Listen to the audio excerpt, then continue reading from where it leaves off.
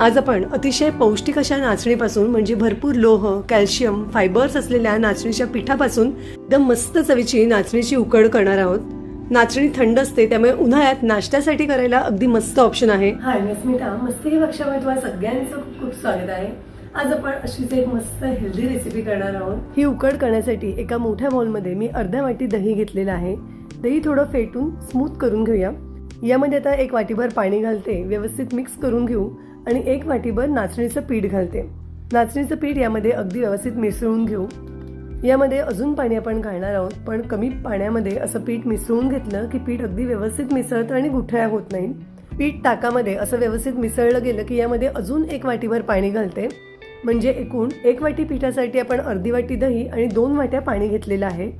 सगळं छान एकजीव झालेलं आहे आणि आपल्याला साधारण अशी कन्सिस्टन्सी हवी आहे। आता गॅसवर मी एक पॅन ठेवला आहे। पॅनमध्ये 1 चमचाभर साजूक तूप घातलेलं आहे। यामध्ये अर्धा चमचा उडदाची डाळ घालते। उडदाची डाळ थोडी तुपामध्ये परतून घेऊया। आता यामध्ये अर्धा चमचा मोहरी, अर्धा चमचा जिरं, 2 हिरव्या मिरच्या बारीक चिरून घातलेल्या आहेत, कढीपत्त्याची पानं घातली आहेत, 1 चमचाभर तेल घालते। तेल नक्की घालायचे आणि मस्त खमंग स्वाद येतो। ते तेलात थोडे परतून घ्यायचे आणि मग यामध्ये आता मी पाव चमचा हिंग घालते आहे। मस्त खमंग फोडणी तयार झाली की आता आपण यामध्ये ताकामध्ये मिक्स करून घेतलेलं नाचणीचं पीठ घालूया। पॅनमध्ये घालण्याआधी थोडंसं चमच्याने असं हलवून घ्यायचं, कारण पीठ तळाशी बसतं। आता गॅसची फ्लेम मीडियम टू हाय करायची आणि हे असं सतत ढवळत राहायचं। जसं जसं नाचणीचं पीठ शिजेल तसं हे हळूहळू घट्ट होत जातं। तर साधारण 2-1 मिनिट शिजवल्यावर तुम्ही बघू शकता याचा असा गोळा झालेला आहे।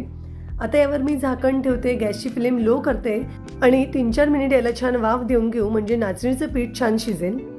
साधारण 3-4 मिनिट यावर मी झाकण ठेवलं होतं आणि हे इतपत असं घट्ट झालेलं आहे। नाचणीचं पीठही अगदी व्यवस्थित शिजलं असेल। गॅसची फ्लेम बंद केलेली आहे। यावर वरून थोडी कोथिंबीर घालते। तर इथे आपली अगदी झटपट मस्त चवीची नाचणीची उकड तयार आहे। वरून थोडं असं खवलेलं नारळ घातलं की उकड अजून चवीला छान लागते। तर अशी हेल्दी नाचणीची उकड नक्की करून बघा। तुम्हाला आजचा हा व्हिडिओ कसा वाटला हे नक्की मला कमेंटमध्ये सांगा। पुन्हा भेटू अशाच एका मस्त हेल्दी रेसिपीसह। धन्यवाद।